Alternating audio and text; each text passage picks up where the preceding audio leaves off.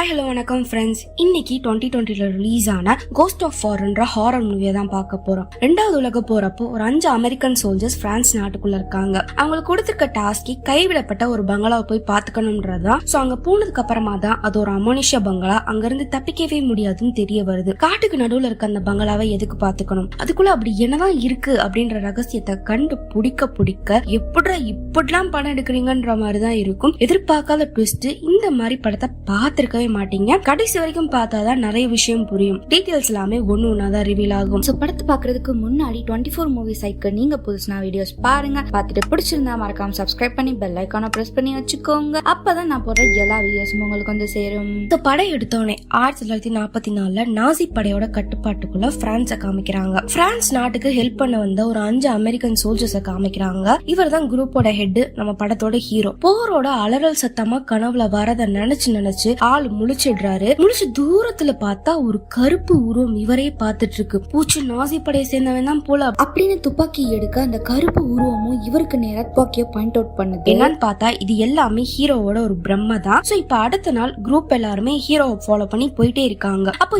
ஏதோ ஒரு ஜீப் தூரத்துல வரத பார்த்து பதுங்கிடுறாங்க. அந்த ஜீப் கரெக்டா பதுக்கி வச்ச ஒரு வெடிகுண்டு மேல ஏற அப்படியே வெடிச்சு செதறுது. சோ ஹீரோ குரூப் வந்துட்டு அங்க ஏதாச்சும் நம்மளுக்கு தேவையான திங்ஸ் இருந்தா எடுத்துக்கலாம் அப்படின்னு சொல்லிட்டு அந்த ஜீப் கிட்ட போறாங்க. நம்ம ஹீரோட குரூப்ல ஒரு செம்பட்ட தலையும் இருப்பான். அந்த காலத்துல பாத்தீங்கன்னா தங்கப்பல் வைக்கிறது எல்லாமே ரொம்பவே சகஜம். ஆளுங்களை கொண்டு அவங்களோட தங்கப்பலையா கலெக்ட் பண்ணி எடுத்துட்டு இருக்கிறான். இவன் பேரு புச்சி. அந்த ஜீப்ல இருந்த ஆட்கள் எல்லாருமே இறந்து போயிட்டாங்க. பட் அந்த குரூப்போட மேஜர் மட்டும் உயிரோட இருக்காரு. டே சண்டை வாடா அப்படின்னு கூப்பிட்டா அந்த மேஜர் போட்டு பொலன்னு பொழக்கிறான். அதுக்கு மேல விட்டா நீ கண்டிப்பா தோத்து போயிருவான், அவனை கொன்னுடுவான் அப்படின்னு சொல்லிட்டு ஹீரோ வந்து மேஜர் சுட்டு கொன்னுட்டு இந்த புச்சியை வந்து காப்பாத்துறாரு. திரும்பவும் டிராவல் பண்ண ஆரம்பிக்கிறாங்க. இவங்களுக்கு வந்து ஆர்டர் என்னன்னா, இந்த சிட்டில ஒரு பங்களா இருக்கு, அங்க போய் தங்கணும். எப்ப அடுத்த செட் ஆஃப் சோல்ஜர்ஸ் வராங்களோ இவங்க கிளம்பி போயிடணும் அப்படின்றதுதான். அப்ப அந்த ஜூஸ்லாம் இருக்காங்கல்ல, ஹிட்லர் வந்து யூதர்களை கூட்டமா கொன்னாரு. அதுல கொஞ்சம் பேரு தப்பிச்சு எங்கேயோ போயிட்டு இருக்காங்க. இவனை சோல்ஜர்னே வச்சுப்போம். அவன் பல பேரை கொண்டு அந்த தங்க பல்ல கலெக்ட் பண்ணி வச்சிருக்கான்ல, அது எல்லாத்தையுமே ஒரு லேடி கிட்ட கொடுத்து ஹெல்ப் பண்றான். சோ அப்படியே டிராவல் பண்ணி டவுனுக்கு வராங்க. வந்து பார்த்தா ஒரே அலங்கோலமா கிடக்கு. நாசிஸ் கிட்ட இருந்து ஒரு பங்களாவை கைப்பற்றி வச்சிருக்காங்க. சோ அததான் இவங்க போய் பாத்துக்கணும் அடுத்த செட் ஆஃப் சோல்ஜர்ஸ் வர வரைக்கும். சோ அந்த பிரம்மாண்டமான பங்களாக்கு போனா வெளியில ஒரு ஆர்மி ஆளு கார்ல படுத்து கிடக்கான். எல்லாருமே சோஃபால தரையிலே படுத்து கிடக்கானுங்க. டேய் அம்மா பெரிய பங்களா இருக்கு, அழகழகா பெட் இருக்கு, அதுல படுக்காம ஏன்னா தரையில படுத்துட்டு இருக்கீங்க? அதெல்லாம் ஒண்ணும் இல்லப்பா, பூச்சியா கிடந்துச்சு, அதான் தரையில படுத்துட்டு இருக்கோம். ஏன் அவசரமா கிளம்புறீங்க? இங்கதான் சாப்பாடு எல்லாமே இருக்கே. இங்க பாருங்க, நேத்தே நீங்க வந்திருக்கணும், நாங்க இந்த இடத்த விட்டு போய் எங்க ஹெட்டுக்கு ரிப்போர்ட் பண்ணி இருந்திருக்கணும். எல்லாமே லேட்டா வந்துட்டு இப்படி கேள்வி கேட்டுட்டு இருக்கீங்க அப்படின்னு சொல்லிட்டு வெங்காண்ட் ஆகுறான். என்ன கேள்வி கேட்டாலுமே ஒழுங்கா பதில் சொல்லாம அந்த குரூப் அவசரமா வெளியில போறதுலதான் இருக்கானுங்க. ஆனா அந்த குரூப்ல ஒரே ஒரு ஆள் மட்டும் அவனோட பேகை விட்டுட்டு ஓடி போயிடுறான். உள்ள படுக்க வசதியான பெட்டு, இடம், சாப்பாடு, சரக்கு அப்படின்னு சொல்லிட்டு எல்லா ஐட்டம்ஸும் இருக்குது. அந்த பங்களால நகத்தை வச்சு கீச்சின ஒரு தடயங்களா இருக்குது. ஹீரோ வந்து ஒரு ஆபீஸ் ரூம் மாதிரியா இருக்கு. அங்க போய் பார்த்தா எதையோ எரிச்சா எப்படி ஒரு அடையாளம் இருக்கும் அந்த மாதிரியா இருக்கு. கீழே வந்து சோல்ஜர் ஒரு ஃபேமிலி போட்டோவையும் பார்த்துட்டு இருக்க மாதிரி காமிச்சு மேல ஹீரோவை காமிக்கிறாங்க. செவத்துல இருந்து பெல் அடிக்கிற சத்தம் மாதிரியா கேக்குது. இன்னொரு சைடு புச்சி வந்து சிகரெட்டை பத்த வைக்கலாம்னு பார்த்தா காத்தே வரல, ஆனா அணைஞ்சுக்கிட்டே இருக்கு. ஒரு ரூம்ல இருந்து கிணத்துல ஆள் முழுகுனா எப்படி சத்தம் கேட்கும் அந்த மாதிரியா சத்தம் கேக்குது. இவன் மிரண்டு கீழே போனா கதவு தானா ஓபன் ஆகுது. ஒரு நிழலையும் நமக்கு காமிக்கிறாங்க. இப்ப நைட் எல்லாம் உட்காந்து சாப்பிட்டுட்டே இருந்தா மாடியில ஏதோ ஒரு சத்தம் கேக்குது. போச்சு நாசி வந்துட்டானுங்க போல அப்படின்ட்டு மிரண்டு போய் ஆளுக்கு 2 பேரா கேங்கா பிரிஞ்சு போறாங்க. ஹீரோவும் என் பேரு கிக்கும் போற ரூமோட கதவு தானா திறக்குது. ஜன்னல போய் பார்த்தா அந்த ஸ்கிரீன்ல ஏதோ ஒரு உருவம் தூக்குல தொங்குற மாதிரியா இருக்குது. டக்குன்னு மறைஞ்சு போயிருது.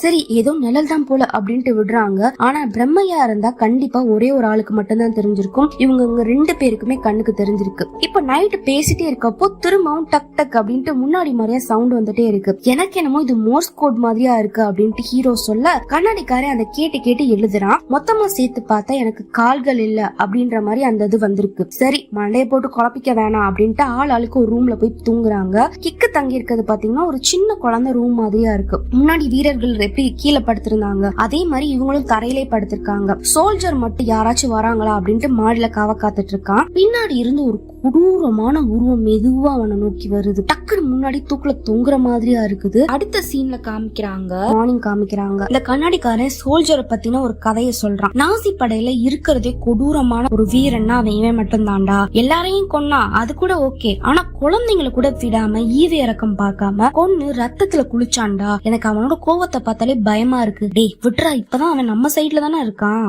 அப்படின்ட்டு இவங்க பேசிட்டு இருக்கப்பவே சோல்ஜர் வந்துட்டான். இங்க பாருங்க, நம்ம இன்னும் இங்க இருந்தா நாசி கண்டிப்பா வந்துருவாங்க, இங்க இருந்து நம்மளால சமாளிக்க முடியாது அப்படின்ட்டு மரத்துக்கு பின்னாடி போய் ஒளிஞ்சுக்கலாம் அப்படின்ற மாதிரி ஐடியா சொல்றான். ஆனா ஹீரோ வந்து ஒத்துக்க மாட்டேங்கிறாரு. கண்ணாடி சோல்ஜரும் ஆட்டிக் போய் எதையும் எடுக்க போவாங்க. அப்ப இந்த சூனிய சடங்கெல்லாம் பண்ணி வச்சிருந்தா எப்படி இருக்கும், அந்த மாதிரி இருக்கு. ஹிட்லருக்கு இந்த மாதிரி சடங்குகள்ல நிறைய நம்பிக்கை இருக்கு. மேபி இங்க இருந்து அந்த ஹெல்தி குடும்பத்தை வச்சு ஏதோ பண்ணியிருந்திருக்கணும் அப்படின்னு சொல்லிட்டு அந்த கபோர்ட நகர்த்திக்கிட்டு போறாங்க. அது கரெக்டா அந்த வட்டத்துக்குள்ள வர தான அந்த கதவு நச்சுன்னு கண்ணாடியோட கைய அடிச்சு 2 விரலையும் உடைச்சு விட்டுருது. சோல்ஜர் தான் வேணும்னே பண்ணிட்டான், என்ன ஒரு சைக்கோ பையட சைக்கோ நாய் அப்படின்னு கத்திட்டு அவன் கீழே போக சோல்ஜர் கண்ணாடிய பாக்குறான். பார்த்தா மறுபடியும் தூக்கில தொங்குற உருவத்தை பாக்குற மாதிரியே இருக்குது. இப்ப அடுத்த சீன்ல காமிக்கிறாங்க. ரேடியோ வழியா ஹெட்டுக்கு கனெக்ட் பண்ணலாம்னு பார்த்தா ஏதோ ஒரு சூனியக்காரி பேசுற மாதிரியா இருக்குது. சரி, இந்த வீடு அமானுஷம் கலந்த வீடு இல்லனா சாபம் நிறைஞ்ச வீடா தான் இருக்க முடியும் அப்படின்னு பேசிட்டு இருக்கப்பவே திரும்ப அந்த மோர்ஸ் கோட் சத்தம் கேக்குது. கண்ணாடி அதை எழுத ஆரம்பிக்கிறான். இஃப் யூ லீவ் அப்படின்ற மாதிரி மட்டும்தான் எழுதியிருக்கான்.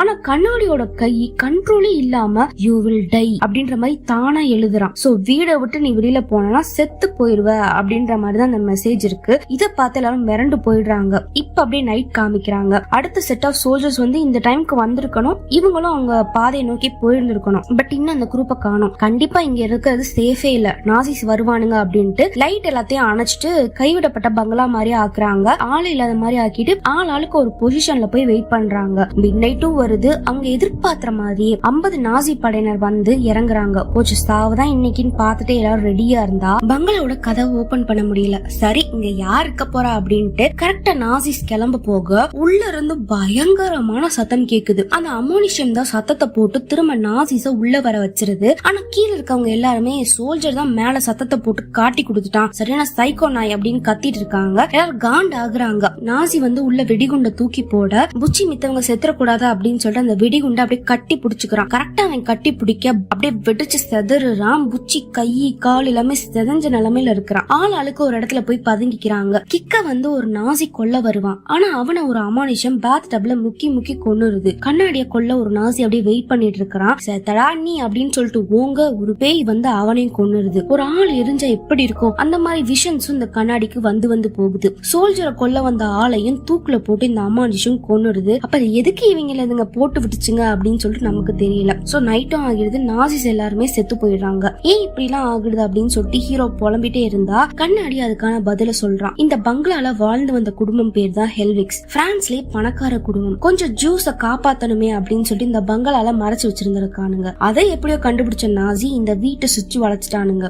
ஏண்டா எங்களுக்கே நம்பிக்கை துரோகம் பண்றீங்களா அப்படின்னு சொல்லிட்டு உள்ள ஒளிச்சு வச்சிருந்த மக்கள் எல்லாத்தையுமே கொண்டு இருக்கானுங்க. கூடவே ஹெல்ப் பண்ணீங்களா, நீங்களும் சாகுங்கடா அப்படின்னு சொல்லிட்டு அந்த குட்டி பையனை பாத்ரப்ல முக்கி கொண்டு இருக்காங்க. பாப்பாவை தூக்குல தொங்க விட்டு கொண்டு இருக்காங்க. அவங்க அம்மா கண்ணு முன்னாடியே கீழே அவங்க புருஷனையும் சேர்ல வச்சு உயிரோட எரிச்சிருந்திருக்கானுங்க. குடும்பத்தோட கொன்னு தூர வீசிருக்காங்க. சரியான முறையில கூட அவங்க புதைக்காம இருக்கனாலதான் நாசிஸ அந்த பேய்கள் பழிவாங்க நினைக்குது. அது இது அப்படின்னு சொல்லிட்டு பேசிட்டே இருக்கான். சோல்ஜர் பாத்தீங்கன்னா இன்னொரு சைடு என்னத்தையும் எழுதிட்டு இருக்கிறான். புச்சி இன்னும் சாகாம தான் இருக்கான். ஏதோ அவங்க கையில இருக்கிற மெடிசனை வச்சு அவன் உயிரை காப்பாத்திட்டு இருக்காங்க. சோல்ஜர் அப்ப அழுதுகிட்டே, நான் வேணும்னே நாசி குழந்தைங்களை கொல்லல, பிஞ்சிலே கொல்லலைன்னா கண்டிப்பா வளர்ந்து நமக்கு விஷமாதான் அமைவாங்க, அது வேற வழியே இல்லாம தாண்டா கொன்னேன் அப்படின்னு சொல்லிட்டு அழுதுகிட்டே தன்னோட சைடு இருக்க நியாயத்தை வந்து கண்ணாடிக்காரங்கிட்ட சொல்லி புரிய வச்சிட்டு இருக்கிறான். இப்ப ஹீரோவை காமிக்கிறாங்க. பாத் டப்ல தண்ணி லீக் ஆகுது அப்படின்னு சொல்லிட்டு தண்ணி எடுத்து விட போனா அப்படியே ஒரு உருவம் அவரை புடிச்சு முக்கி சாவடிக்க பாக்குது. மூச்சை விட முடியல. நிறைய உருவங்கள் தெரியுது. என்னன்னு பார்த்தா இது எல்லாமே ஒரு கனவு. யாருக்குமே இங்க இன்னொரு நைட் இருக்கிறது பயமா இருக்கு. கிளம்பிடலாம் அப்படின்னு சொன்னா ஹீரோ அடுத்த டீம் வர வரைக்கும் நம்மளால போக முடியாது. ஹெட் கிட்ட போயிட்டு பேய்க்கி அப்படின்னு சொன்னா அந்த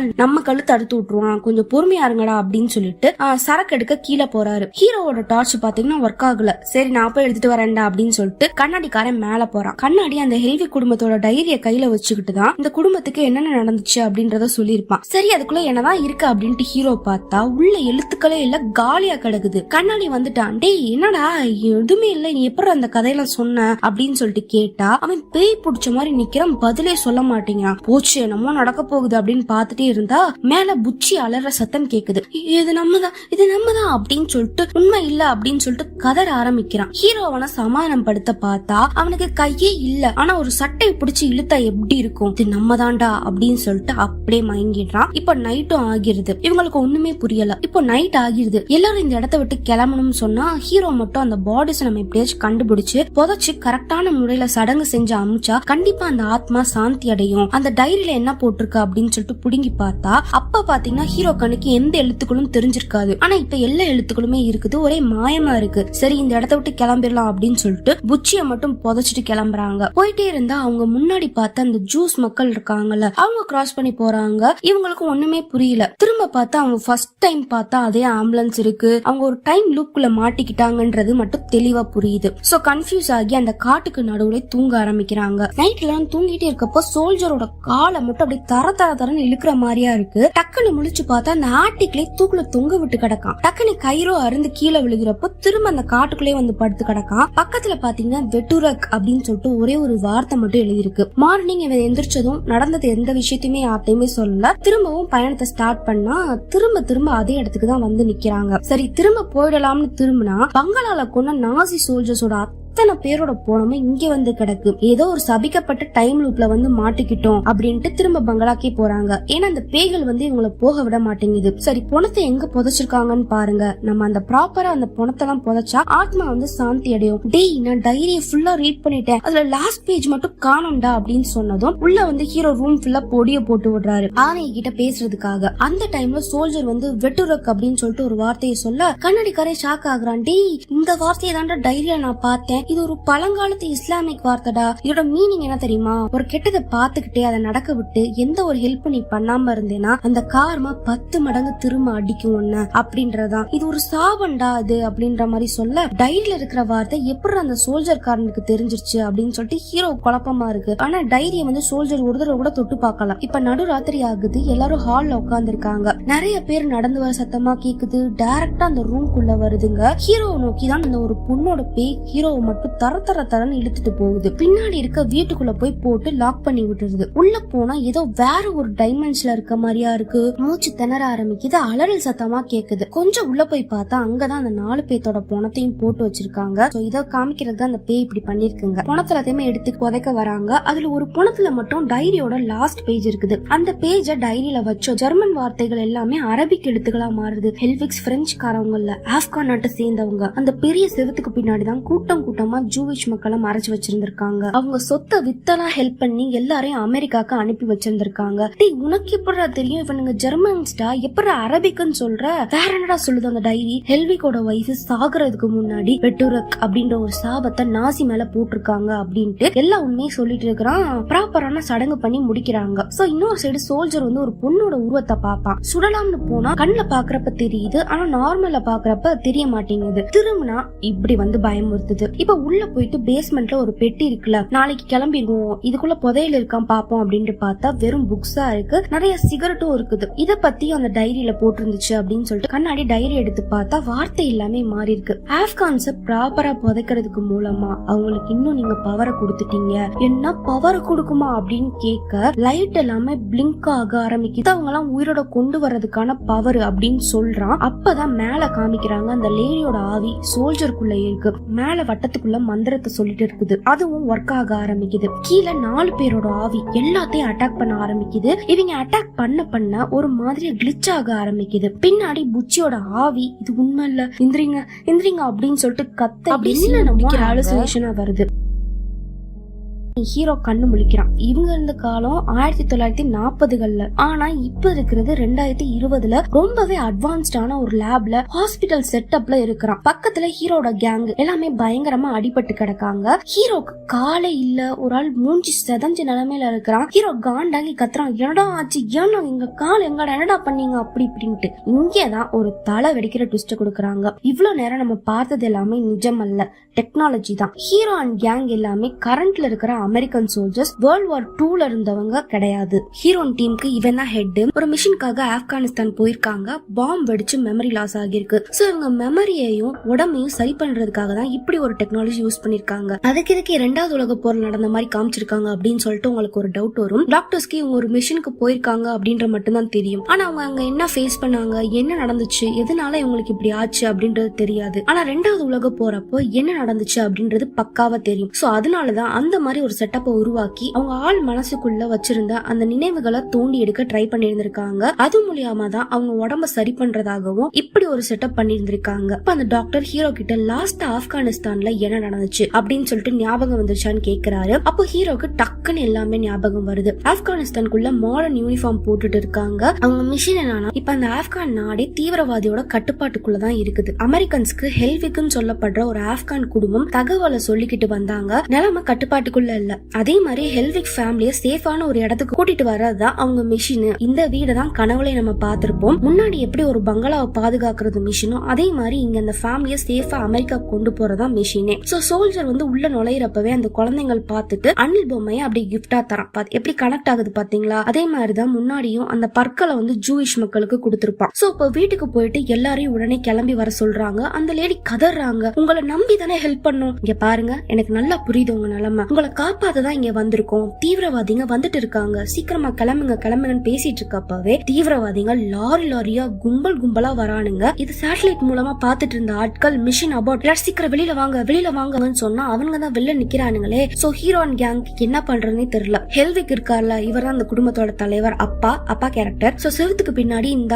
ஆள் வந்து இவங்க கேங் எல்லாத்தையுமே ஒழிச்சு வச்சிடுறாரு. நம்ம சுட்டு தள்ளிடலாம் அப்படின்னு சொல்லிட்டு ஹீரோ சொன்னா, ஏய் லூசல்டா நீ, நம்ம 5 பேர் அவனுங்க 50 பேர், அதெல்லாம் முடியாது அப்படின்னு சொல்லிட்டு இந்த ஹெட் சொன்னதுனால எல்லாரும் உள்ள போய் ஒளிஞ்சுக்கிறாங்க. ஹெல்விக் ஃபேமிலியும் எதுவும் நடக்காத மாதிரி நார்மலாக அந்த தீவிரவாதிங்க கூட்டம் எல்லாமே உள்ள வந்துருதுங்க. நீ ஒரு டாக்டர், நாட்டு வைத்தியன், எப்படி அவனுக்கு வெளிநாட்டு மருந்து எல்லாம் கிடைக்குது?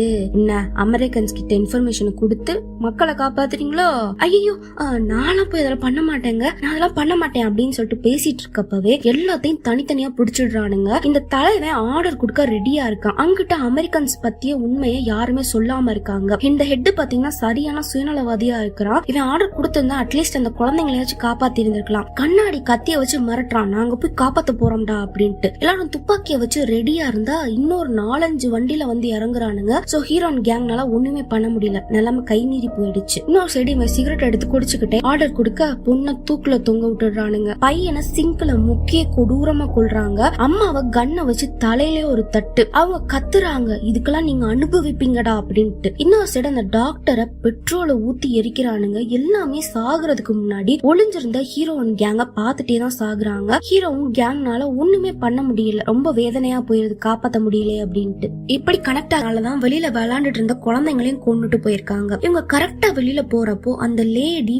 வெடிகுண்டை எடுத்துக்கிட்டு ஓடி வராங்க. புச்சி அவங்கள தடுக்கணுமே அப்படின்னு வெடிகுண்டு கட்டி பிடிக்க கரெக்டா வெடிச்சு செதறுது, அந்த இடமே செதறுது. ரியல்ல ஹீரோக்கு எல்லாமே இப்பதான் ஞாபகம் வந்து புலம்ப ஆரம்பிக்கிறான். அந்த ஹெட் பேச்சு கேட்காம நம்ம கண்டிப்பா அந்த ஃபேமிலி காப்பாத்தி இருந்திருக்கணும், நம்ம ரொம்ப பெரிய தப்பு பண்ணிட்டோம்டா அப்படின்ட்டு. டாக்டர், நீங்க இங்க 6 வாரமா இந்த ப்ராசஸ் பண்ணிட்டு இருக்கோம். கொஞ்ச நாளைக்கு முன்னாடி புச்சி திடீர்னு கோமால இருந்து முழிச்சான். அவன் நிலைமைய பார்த்து அப்படியே செத்து போயிட்டான், ஏன்னு தெரியல அப்படின்னு சொல்றாரு. முன்னாடியே பாத்திருப்போம், புச்சி திடீர்னு எந்திரிச்சிட்டு இது உண்மை இல்ல, நம்ம தாண்டா அப்படின்ற மாதிரி புச்சி வந்து எங்களுக்கு உண்மையை சொல்ல நினைச்சிருந்திருக்கான். கோமால இருந்து திரும்பின புச்சி அவனோட நினைவை பார்த்துட்டு இதெல்லாமே ஃபேக்குன்றத நம்மதான்றத புச்சி வந்து எங்களுக்கு அந்த கனவு உலகத்துல வந்து சொல்ல நினைச்சிருந்திருக்கான். அப்புறம் இந்த மார்ஸ் கோடு எல்லாமே நாங்களே எங்களுக்கு கொடுத்துக்கிட்ட மெசேஜ் அப்படின்னு எல்லாத்தையும் ஹீரோ இப்பதான் கனெக்ட் பண்ணி பாக்குறாரு. I have no legs. அப்புறம் அந்த கனவுல இருந்து புச்சி வெளியில போனானா கண்டிப்பா செத்துருவான் அப்படின்றதும் உண்மையாச்சு அப்படின்னு ஹீரோ சொல்லிட்டு ஒரு சில விஷயங்களை யோசிச்சு பார்த்து டாக்டர்ஸ்க்கே ஒரு ட்விஸ்ட் கொடுக்கறாரு. உங்க மெஷினோ அது என்னவோ அதுக்கு பேய் பிடிச்சிருக்கு,